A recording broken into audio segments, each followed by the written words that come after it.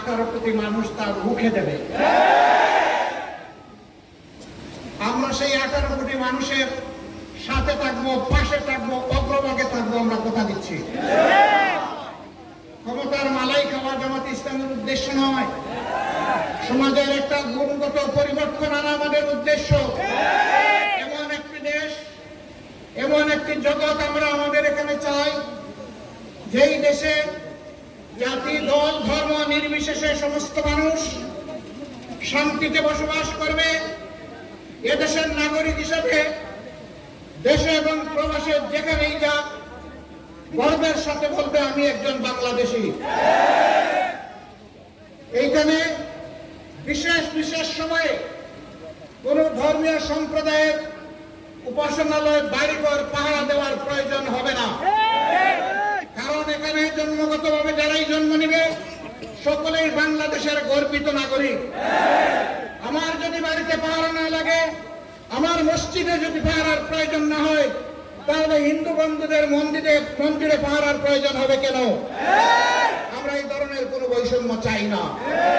আমরা চাই আমাদের সন্তানেরা যে বৈষম্য বিরোধী আন্দোলন করে গিয়েছে, এর মাধ্যমে সকল প্রকার বৈষম্যের কবর রচনা হোক। ছাত্র শিবিরের পক্ষ থেকে লাল গোলাপ শুভেচ্ছা।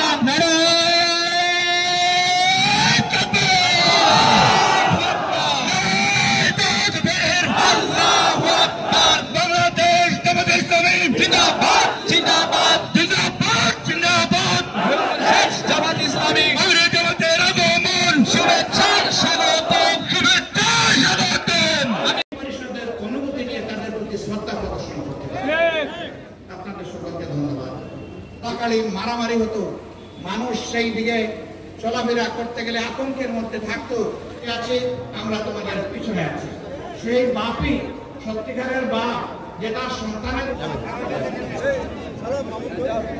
আছে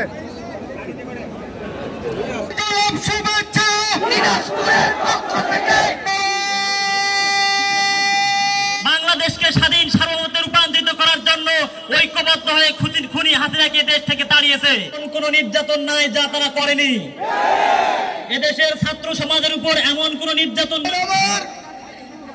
আমরা জামাত ইসলামী সহ অন্যান্য আল্লাহ তাআলা চেয়েছে এই স্বৈরাচারণের শিকড়কে উঠতেই আমাদের সম্মানিত প্রধান অতিথি